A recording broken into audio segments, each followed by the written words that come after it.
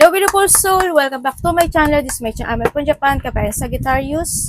This reading is for you. Tingnan natin ang iyong July 27 to August 2.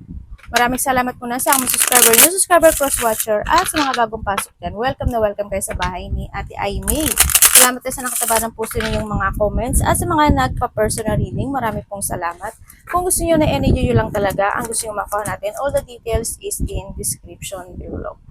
This is a general reading, kabayan Sagittarius, kunin mo lang ang sayo at itapon ang hindi naman sayo. Maaaring ito isa vice versa. Energy mo, energy ng person mo, energy ng malapit sa puso mo, nangyayari, or mangyayari pala. Use your own intuition, lawakan natin ang ating isipan, energy reading tayo, ano man ang gender mo, ano man ang edad mo. Tingnan natin ang iyong energy this week, Sagittarius. Anong energy ni Sagittarius this week? Show me.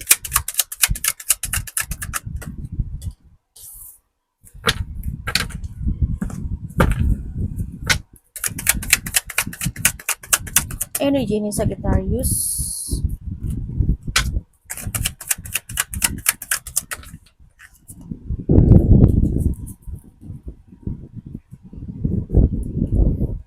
Okay, ang energy mo ngayon, umugabay ano ko. Pasensya na. Okay, energy na nakikita ko sa iyo. Yes, nandoon na nagkaroon ng mga pain, sadness situation, mga unhappy situation, syempre. Nagkaroon ng mga deep wound situation, pero this time, ang nakikita ko sa iyo dito, you need o kinakailangan, no? Ang isa doon. Ang energy kasi nakita ko ganun eh. Siguro kinakailangan mo na mas more ka maging wiser, or handito na yung sitwasyon na mas more ka magiging wiser and stronger this time. Kasi handito ka na sa new horizon ng buhay mo, no? Kumbaga may mga bagong pagbabago o mga bagong ina-actionan ka o may ina-actionan ka o may mga tinatama o itatama. O kaya na handito na yung sitwasyon din na there's a new horizon of a situation na magkakaroon ng clarity. Ganyan. Yun na nakikita kong energy mo. Yan. And also, ang nakikita ko rin dito, hindi pa siya totally hindi pa siya totally transform itong sitwasyon na to, kasi ang nakikita ko dito, dapat pa siyang aksyonan. May mga bagay na dapat pang aksyonan, dapat mang itama, dapat na naghahanap pa ng katotohanan o naghahanap pa ng magandang solution in this situation. Kaya yung energy mo siguro is you need to think, to decide, and be devoted dun sa bagay na gusto mong maayos, na gusto mong aksyonan, na gusto mong mag-transform. Ganun. Weak yung nakikita ko sa'yo na energy, no? There's a weak energy ako nakikita. I don't know why, kung may sakit ka ba, may nararamdaman ka ba, ganun ang nakikita ko sa'yo. May mga point ng buhay mo na nakakaramdam ka na ng pagod, napapagod ka, gusto mo ng pagbabago, gusto mo ng clarity, gusto mo ng mag-aksyon, gusto mo ng mag-desisyon. Ganun na nakita ko sa'yo. Kumbaga, nakokontrol ka ng sitwasyon mo this time sa iba sa inyo, o kinakailangan na kailangan mo ng ikaw mismo ang mag-control o mag-aksyon. And nandito rin yung sitwasyon na may mga bagay, siguro ikaw sa sarili mo. Kumbaga, hindi mo gusto ipakita sa iba na malungkot ka, na may pinagdadaanan ka, kaya pinapakita mo is strong ka sa inyo. Iba dito, lack of structure. May mga bagay na hindi ko alam kung natatakot ka, matatakot, o may nananakot, o may magdidikta. Maraming klase ng pagdidikta. Pwedeng diktahan ka in a situation na makaka-good para sa'yo. Diba? Merong nagdidikta na para lang sa sarili niya. Didiktahan ka niya o sasabihan ka niya. Pili ka doon kung saan ka doon. Pag-isipan mo maigi. O maaring ikaw ito, diba? Or maaring ikaw din minsan, hindi ka nagiging totoo sa sarili mo. Ganyan. Tingnan natin ang parating.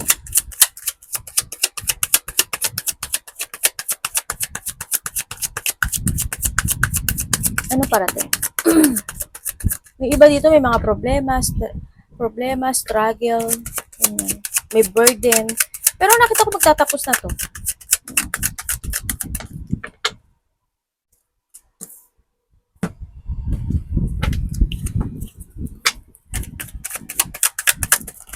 Ay, ano ba yung card mo?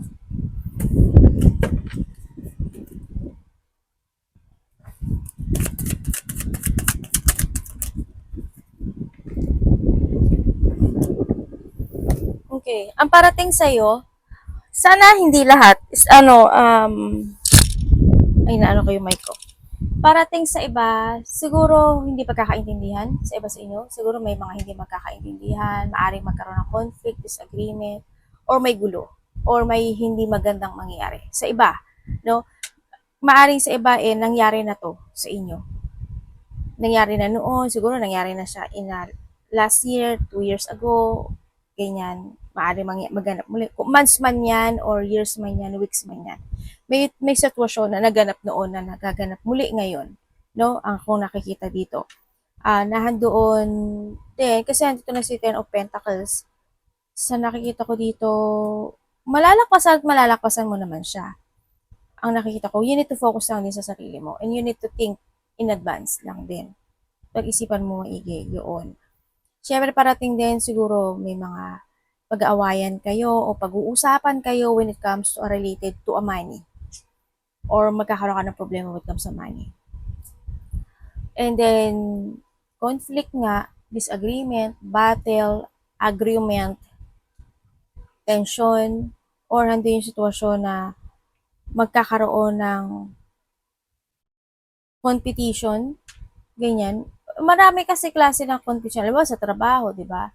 May kasamahan ka sa trabaho na nakipag-competitive sa'yo, nakipag-competition siya. Kailangan ako magaling, ikaw hindi ka magaling. Mga ganun.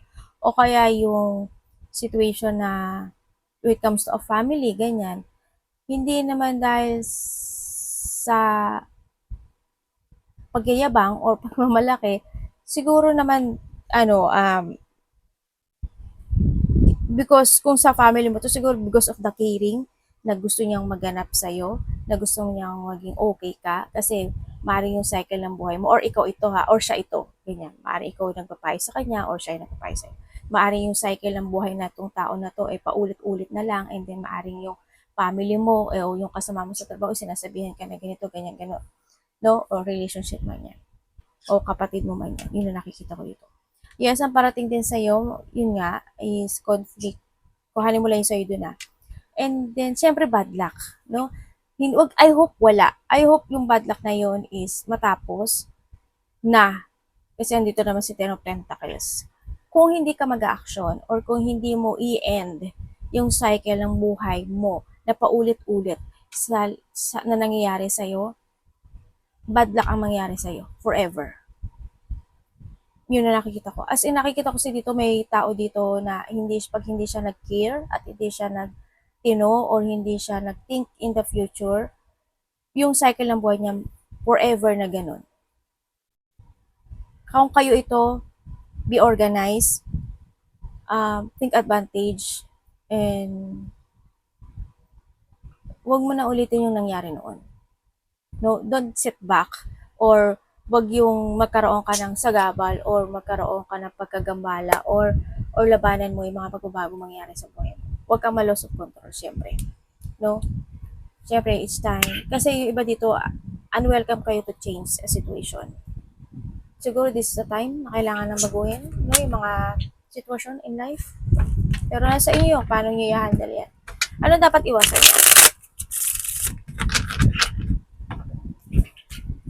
May kaguluhan or may mga pagbabagong magaganap o mangyayari. Sana wag forever kayong maging ganyan, ha? Wag nang ulitin ang nakaraan. Ano dapat iwasan? Wag pa ulit-ulit. Diba? Think to the future. Dapat iwasan is a card.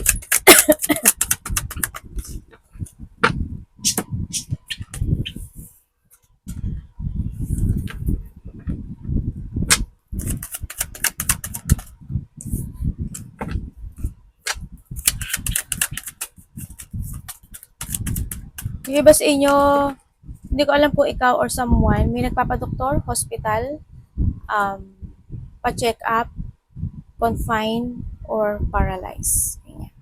Mari may sinusuportahan ka o may susuportahan. O may gusto humingi ng suporta. Vice versa. Okay, ang dapat mong iwasan. Iwasan mo ang isang sitwasyon na sabi ko tulad na sabi ko sa'yo is not to think in the future. No, iwasan mo na hindi mo pahalagahan yung pera mo, trabaho mo, yung sarili mo. Siyempre, sinasabi rin dito, iwasan mo na hindi ka magkaroon ng new path o new destinations in life. Kung may mga bagay o sitwasyon na nagkakaroon ng disappointment at hindi ka na masaya at may mga bagay na gusto ka nang i-withdraw, mag-escape, is this a time na rin na to let go or to cut o kaya mag-move on. No? Yan, mag-try ka ng panibagong landas in life. And then, kung iwasan mo rin yung lungkot, yung over-emotion, yan, yung mag-think of the negativity, and then, frustration, iwasan mo rin, yung matrap o ma-stuck sa isang sitwasyon na hindi naman makakagod sa'yo. Lalo na sa pera mo, danger yung pera mo, Sagittarius, o yung trabaho mo, vice versa. Or maaring someone is napaka-weak niya or weak yung energy niya na maaring may sakit siya o may nararamdaman siya, no? So, nakita ko dito. Siyempre, makinig ka rin. Iwasan mo hindi ka makinig sa mga sinasabi na mas nakakatanda sa'yo o kaya yung mga magagaling magpayo, ganyan. Makinig ka as long as makakagod naman, makinig ka rin sa kanila. And then, iwasan mo yung mga tao na gagawan ka lang nila ng chismis, ng mga hindi totoo, i-judge ka nila, umiwas ka na lang doon. Mga tao mapangning lang, mandaraya, umiwas ka doon. Mga taong pabalang o masungit o hindi maganda pananalita, mga tao na hindi nila gusto na maging okay ka or iisipan ka nila mas umiwas ka na lang sa mga tao na to. Tandaan mo, the choices is always available is in yours. Kung gusto mo magkaroon ng pagbabago sa buhay mo, kailangan mo ring balatan yung sarili mo, in-renew you. Yung iwasan mo yung ma-over emotional situation, no? Tingnan natin, love. Love. When it comes sa love, kapatid, anak, magulang, karelasyon, kaibigan. Kamusta po ang love ni Sagittarius this week? Anak, naku po, nagumalaw ang ating camera. Dito ka sa ano ni Mami. Dito.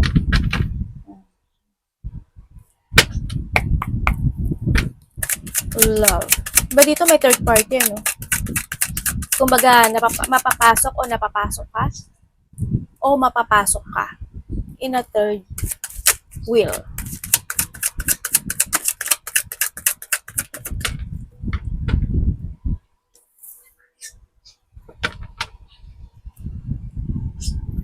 Iba dito may mga hindi kayo nakikitang sitwasyon, ha? Mag-trust ka sa intuition. When it comes sa love,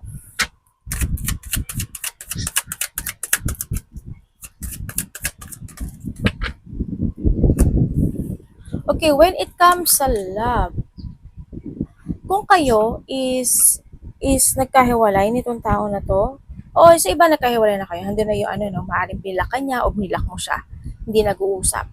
Siyempre, in this relationship, maaaring iba is matagal na kayo, ganyan, sa iba sa inyo. Ang nakikita ko dito, nagsinungaling kasi, no? Kumbaga, nagkaroon ng pagsisinungaling in this relationship. Yes, nagkaroon ng burnout, nagkaroon ng chaos. Kumbaga, hindi nag-success yung relationship na to. Kaya yun, na-stagnant. And then, ang nakikita ko dito is may doubt no? Nagkaroon ng doubt sa isang sitwasyon. Kasi nga siguro kasi nagsinungaling yung isa sa inyo. Yun ang nakikita ko dito. Na-control ka ng sitwasyon and then maaring isa sa inyo is nagkaroon na ng clarity o bumalik na yung strengths niya na I need to focus to myself. Gusto ko ng mag-move on sa iba sa inyo. No, kasi andito na rin si separation. Pero ang nakikita ko dito, meron pa ring tao na umaasa na susunod ka sa kanya o magpa-follow ka sa kanya o kaya ikaw yung o vice versa tayo, ha, kasi wala akong pointed na pangalan, na ikaw yung hahabol o ikaw ang gusto makipag-ayos sa kanya. nandun siya sa sitwasyon na iyon sa nakikita ko dito. Ay, naku, ako to, no. Ay, i-end kita, di ba? Yun na nakita. Kumbaga, yung isa sa inyo kasi dito, nag-iisip siya na, ay, magte-text to sa akin, ay, kakausapin ako ito, ay, ganito, ganyan, ganyan. Nandun sa sitwasyon, ito mga nagkahiwalay. Kumbaga, handun pa rin, may isa pa rin dito na tao na nag-iisip pa rin siya, na gusto niyang magkaroon ng pagsasaayos in this relationship. O handun pa rin yung umaasa siya na magsasucess itong relasyon na ito. At the end, yun ang nakikita ko dito. Kasi nasaktan no? Nagkaroon ng pain in this relationship. Nasaktan daw siya. Pero, yun nga, ang sinasabi niya dito na umaasa pa rin siya na magkakaroon pa rin ng pagbabalikan. Kumbaga, isa sa inyo kasi na magulo yung isip, may mga bagay na hindi niya pa kayang i-accept, nagkakaroon ng exhaustion o na-stress. Ito, no, na stagnant ang isa sa inyo dito. Kung kayo is in relationship, ang nakikita ko, kung kayo is in relationship, may isang sitwasyon sa buhay nyo na nagkakaroon ng stress sa relasyon. May stress in this relation. Nalalack of focus, there's a lack of clarity, or nalilito. No? When it comes sa nalilito, siguro andito yung sitwasyon na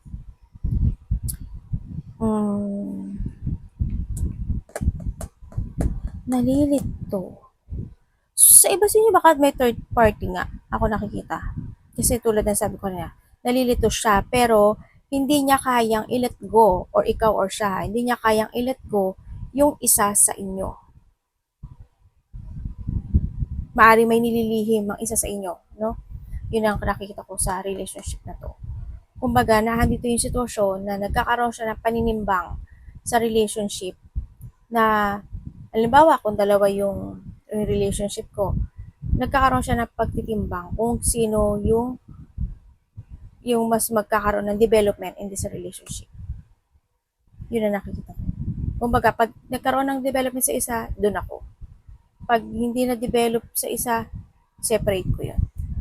Nagkakaroon ng pagtitimbang. Maaaring may mga sikreto din na tinatago ang isa sa inyo, vice versa. Yun na nakikita ko. Sa iba naman sa inyo, ang relationship na to, maaring sa side mo or sa siya, may mga pinagdadaanan na stress o nagkakaroon ng chronic stress, no? Kumbaga may mga bagay na nalilito, nagkakaroon ng blockage or may mga lack of clarity. Halimbawa sa side mo, Sagittarius, medyo stress ka, gusto mo ng bagong umpisa, gusto mo ng beginning, o may mga gusto kang i-develop in your part, hindi pa nangyayari yun. Nakakaramdam na maaari ng iba ay nakakaramdam siguro kayo ng takot o kaba, ganyan sa situation. Or sa parte ng karelasyon. May ganong situation ako na nakikita dito. By December, siguro by the 6 days, 6 weeks, 6 months, merong achievement happen or mayroong kang goal na makakamit o makakamtan. Sinabi ko lang, another information. Yan. You will become a center of attention sa iba. Yan. Mag-uusapan ka actually dito.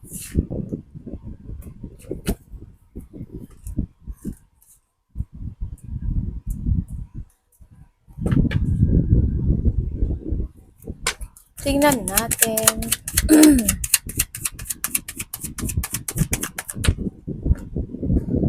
Sagittarius.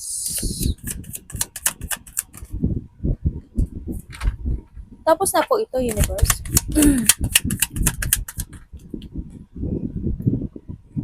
Okay. Okay, sa nakita ko sa'yo dito, meron ka daw mga i-illusionin, i-dream. Yan. May mga illusioning or nahandin yung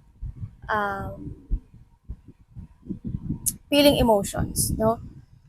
Na gusto mong ma-achieve or gusto mong ma-receive situation. Siyempre sa iba, ang nakikita ko dito ay magkakaroon ng communication with someone.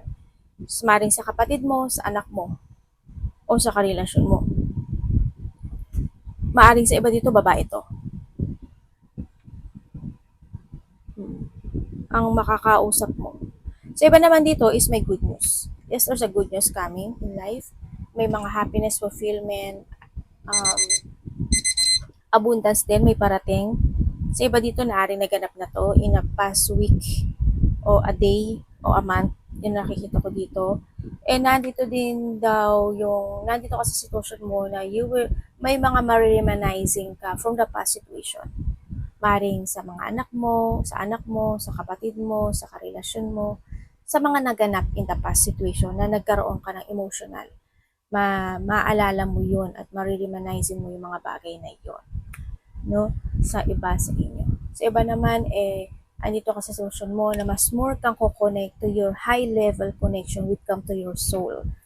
Yung handun ka sa sitwasyon mo na yun. And also, gratification. Mas more ka magkakaroon ng connections this time. Sa taas o sa sa mga pinaniniwalaan nyo. Kasi iba-iba tayo ng religion, diba? Yun. Iba dito may pagka-sensitive. Ha? Iba sa inyo may pagka-sensitive and syempre, malakas din yung inyong pakiramdam.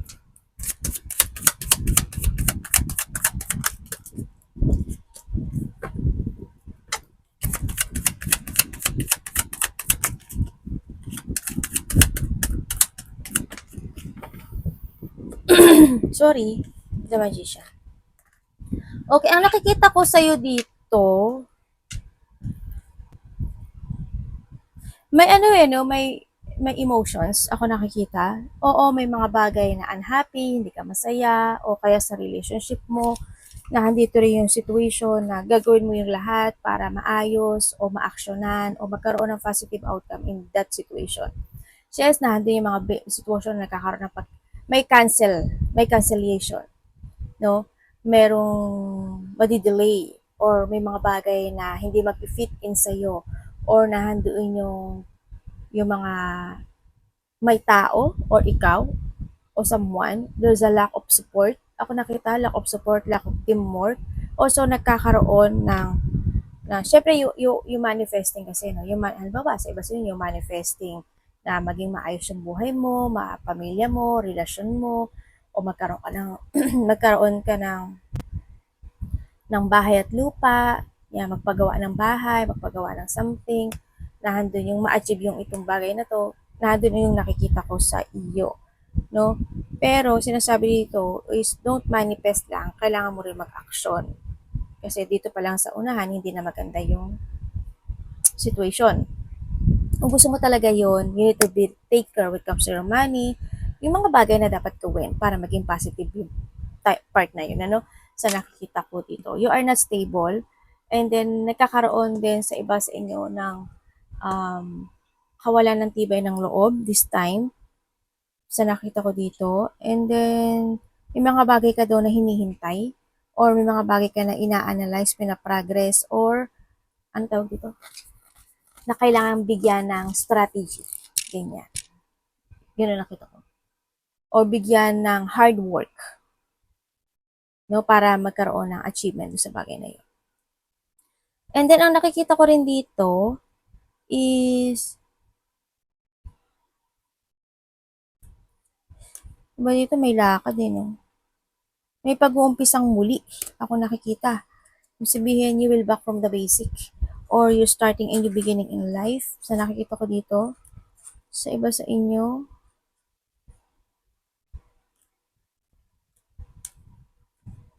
iba dito parang may kinahihiligan kayong pagkain or maybe nag-change kayo ng food or need, no? Diba?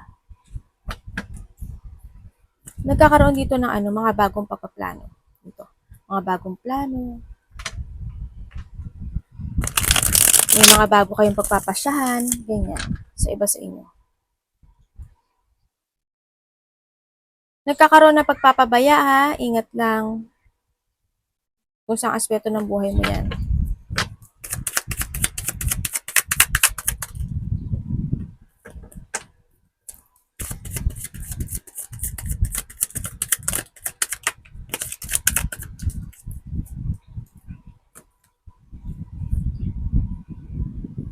Dalawa yung form mo. Ay, tatlo. 1, 2, 3, 4. Tatlo yung form mo, oy.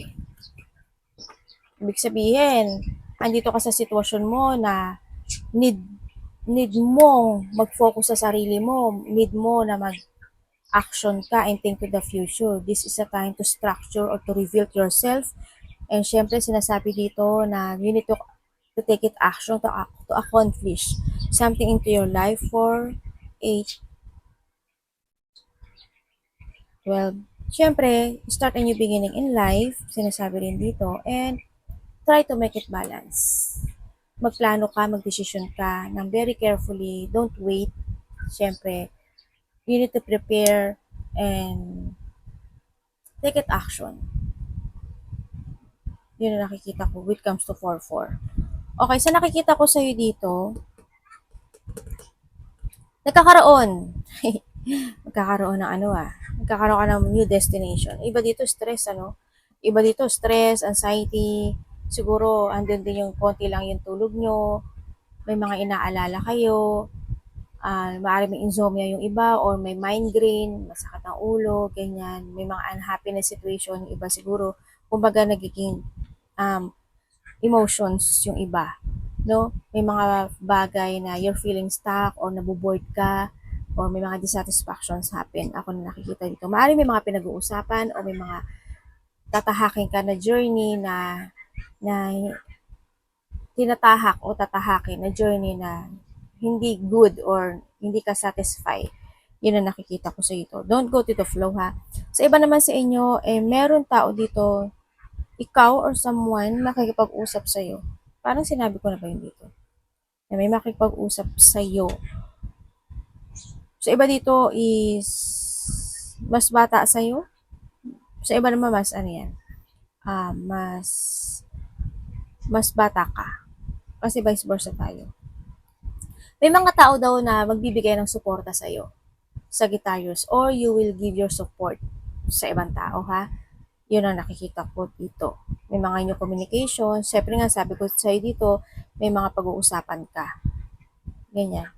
Ang nakikita ko ito. Tataha ka ng bagong journey sa buhay mo within a day, past 1 day, past week, past month, or darating parang sa iba, or by the next year, may there's something happen din. Makaka-receive ka ng text message or communication with someone. Basta tatandaan mo, keep moving lang, keep moving towards your goal. Medyo hindi magandang mangyayari, sa nakikita ko sa'yo. Lakasan mo yung loob mo kasi may darating na hindi magiging maganda para sa'yo. Kaya maaaring kakadepress mo talaga.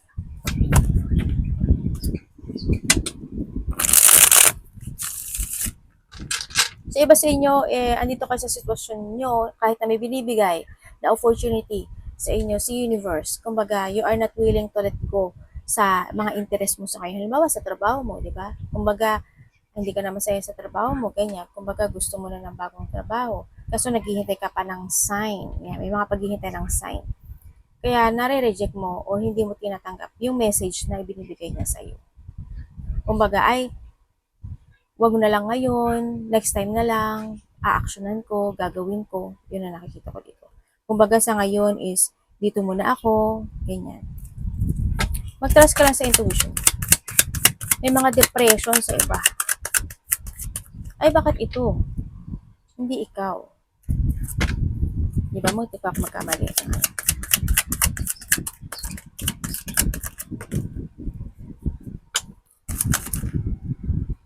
May mga tao dito, family, kasi also dito si family.